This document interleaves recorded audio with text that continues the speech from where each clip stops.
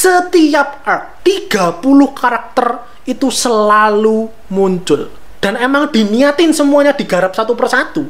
Harusnya kita apresiasi juga, karena nggak gampang sama sekali.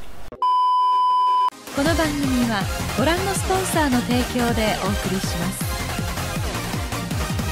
Karena saya minasan, Satang dari Sound Speak. Jadi kali ini aku tertarik untuk sekali lagi ngebahas Ansatsu Kyoshitsu Assassination Classroom, yang setelah aku tonton ulang dan setelah aku pikir-pikir ulang, aku ingat-ingat lagi gitu ya, ketika dulu aku ngikutin ini anime waktu rilis gitu 2015-2016, rasanya ini anime tuh termasuk salah satu top 10 anime favoritku. Alasannya ada beragam, cuman salah satu yang utama, Assassination Classroom ini meskipun karakternya ada banyak, tapi semuanya itu relevan buat cerita. Semuanya itu penting, ada porsinya masing-masing, dan ini bikin, setidaknya buatku pribadi, seri ini yang mana karakternya sangat banyak, tapi semuanya dapat jatah yang sama. Semuanya diperlakukan setara. Apa maksudnya? Kenapa bisa seperti itu? Aku jelaskan. Aku jelaskan betapa susahnya sebenarnya mengelola begitu banyak karakter dalam sebuah cerita. Dan itu berhasil diatasi oleh seri ini. Mari langsung kita mulai aja. Silakan di like, share, subscribe untuk pembahasan kali ini. Jangan lupa di follow Instagram Sound Speak. Sebagai sahabat cinta anime, sebagai sahabat otaku, penikmat Ansatsu Kyoshitsu. Mari kita sebelum lagi mendapat. Tapi ingat, jangan sampai yang berdebat. Coba berani sebagai penikmat dalam sesi diskusi hangat.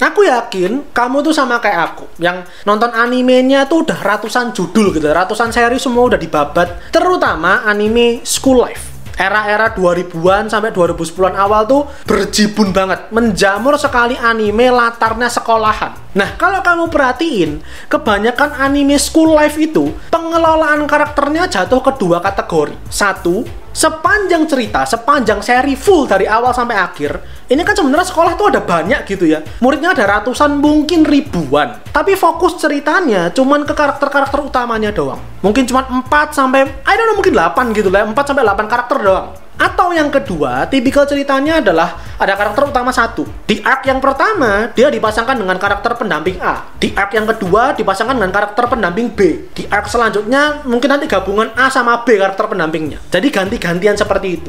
Nah, sementara kalau di Ansatsu Kyoshitsu, sedari awal, sedari episode 1, sedari chapter 1, karakternya itu langsung muncul 26 anak SMP kelas 9 Ekunugi Gaoka. Seiring cerita berjalan ketambahan 2 guru, seiring cerita berjalan ketambahan 2 murid lagi. Jadi kalau di total, setiap arc, aku ulangi ya, setiap arc, dan hampir di setiap episode, nggak gantian nih karakternya, nggak cuma fokus ke beberapa karakter doang, enggak. 30 karakter itu selalu muncul. Kalau kamu rasa ini bukan sebuah masalah, coba bikin cerita sendiri. Coba bikin cerita sendiri, fokus ceritanya 30 karakter sekaligus. Karena percaya nggak percaya, mungkin kalau yang tertarik pengen nulis, kalian bisa cari salah satu saran untuk ngebikin cerita awal-awal gitu ya. Pasti banyak yang akan bilang fokus ke beberapa karakter utama doang. Karakternya jangan terlalu banyak. Karena ya gampangnya kayak gini dah. Misal kita dikasih tugas, seminggu disuruh ngerjain 3 tugas, dibanding seminggu disuruh ngerjain 8 tugas, mana yang lebih berat? Tentu yang lebih banyak kan. Sama kurang lebihnya ngegarap karakter, nulis karakter, itu ya seperti itu. Jadi bukan rahasia sebenarnya, kalau mending memang kalau bikin cerita, karakternya jangan banyak-banyak. Tapi itu tidak dilakukan, tidak diikuti sama Ansatsu Kyoshitsu ini. Nah, tapi kan tadi aku bilang, semua karakternya dapat jatah. Apakah iya? Apakah berarti semua karakternya itu karakter utama? Enggak juga. Karena kalau kalian ngikutin Ansatsu Kyoshitsu, atau sebenarnya ngikutin semua cerita fiksi lah ya, nggak cuma anime, nggak cuma manga, nggak cuma light novel, pasti karakter itu umumnya terbagi jadi 3 lapis. Lapisan pertama adalah karakter utama, karakter yang sering muncul, yang kita ikuti, yang jadi pemimpin dalam ceritanya. Kalau di Ansatsu Kyoshitsu ya kita bilang Nagisa, Karma, Kayano. Mereka lapisan pertamanya.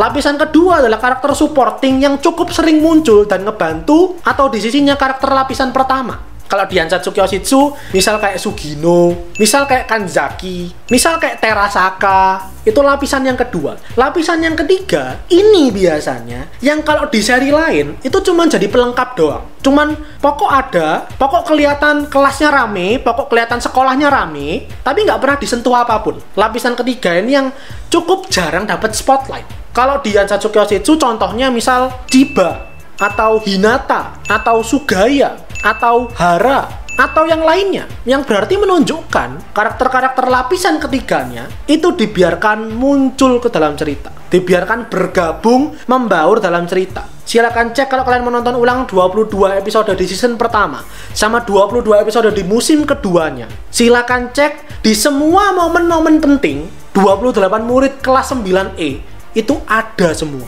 selalu muncul, hampir selalu muncul.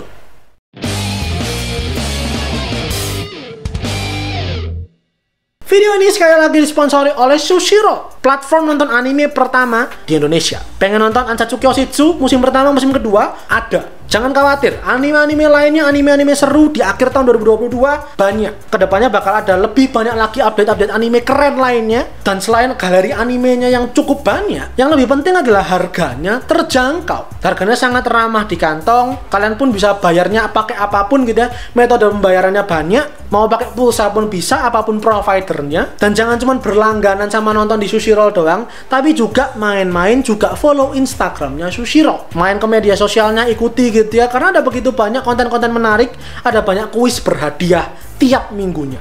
Jadi tunggu apa lagi? Ayo segera nonton, berlangganan, dan follow Sushiro.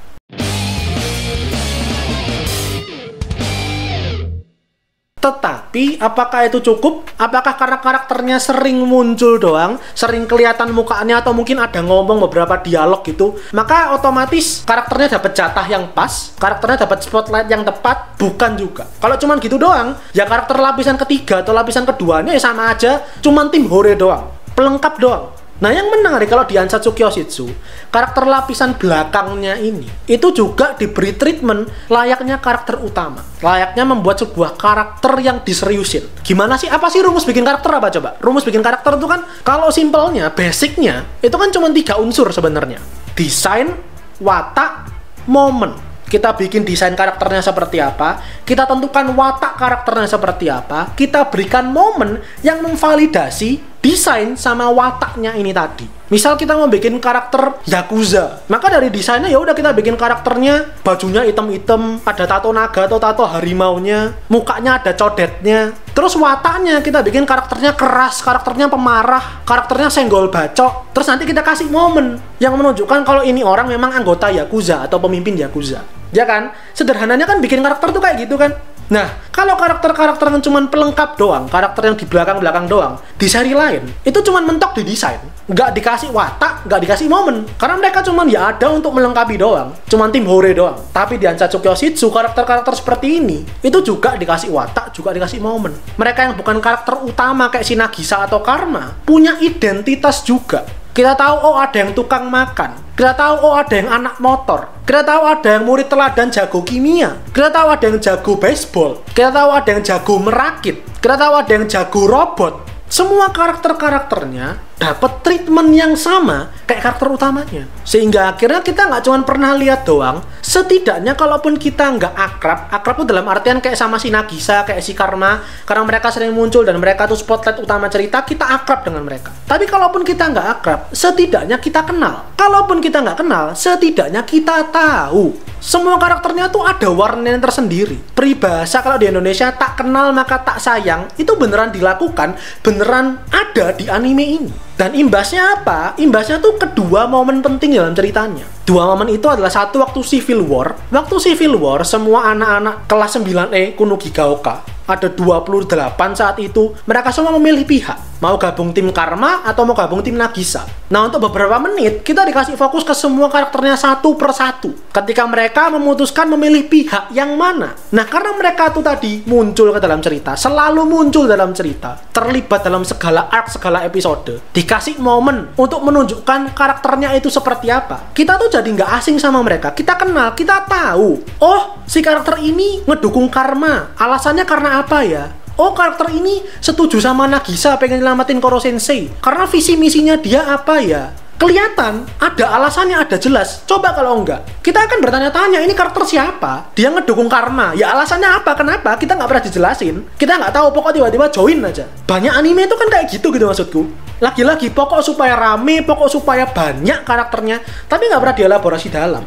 Dan momen yang kedua jadi sangat penting lagi ketika perpisahan dengan Koro Sensei. Ketika di akhir sebelum mereka eksekusi Koro Sensei untuk terakhir kalinya mengabsen semua murid-muridnya dia satu persatu. Dan itu impactnya tuh ganda. Satu, menunjukkan kalau emang Koro Sensei hafal dan sayang satu persatu tiap individu murid-muridnya dia. Dua, tentu kita merasakan betapa sayangnya, betapa kehilangannya semua murid-muridnya Koro Sensei ini. Tapi yang lebih-lebih, yang ketiga, sekali lagi kita tidak asing dengan semua karakternya. Kalaupun kita tidak akrab, ya kita kenal. Kalaupun nggak kenal, kita tahu. Ketika nama mereka disebutkan satu persatu, ditunjukin mukanya mereka satu persatu, kita bisa berinvestasi hati ke mereka semua. Kita tahu apa aja yang selama ini mereka lakukan, kelebihan mereka di mana, perjuangan mereka untuk berkembang itu seperti apa, buat ngebunuh Koro Sensei itu seperti apa. Sehingga akhirnya rasa perihnya, rasa sakitnya, rasa sedihnya, itu bisa kita rasakan juga. Dan bukan berarti, ini jangan diartikan begini ya, seri yang fokus ke karakternya sedikit doang, nggak banyak kayak Ansatsuki Yoshitsu, itu berarti jelek. Enggak juga. Itu adalah pilihan penulis. Kalau memang penulisnya mau ngambil latar cerita di sekolahan, tapi fokus ceritanya cuma karakter tertentu aja gitu ya, mungkin nggak sampai 10, nggak apa-apa. Ceritanya bisa bagus, bisa epic. Tapi kalau misal karakternya kayak di Ansatsuki Yoshitsu, diputuskan ada belasan, ada puluhan jumlahnya, dan emang diniatin semuanya digarap satu persatu, selama dimunculin karakternya semuanya, selama digarapnya dengan niat, dengan sepenuh hati, itu harusnya kita apresiasi juga. Karena nggak gampang sama sekali. Karena buktinya ada kok, pernah aku bahas gitu kan, Mayoiga, karakternya belasan, puluhan, tapi nggak jelas buat apa. Ya itu contoh nyatanya. Kalau pengen bikin karakter banyak langsung gitu ya, tapi penulisannya nggak bener-bener dengan baik, penggarapan karakternya satu persatu nggak dengan detail, desainnya nggak jelas, wataknya nggak jelas, ya yang ada ceritanya malah chaos. Itu aja untuk kali ini. Silahkan dilihat videonya untuk pembahasan kali ini. Jangan lupa komentar, di-share kalian, dan terakhir jangan lupa follow Instagram Soundspeak dan subscribe buat kalian nikmati lihat konten anime dan manga dari channel Soundspeak, karena anime dan manga yang aku suka dan itu yang kalian suka. So I'll see you guys in the next video. Kita saya minasan.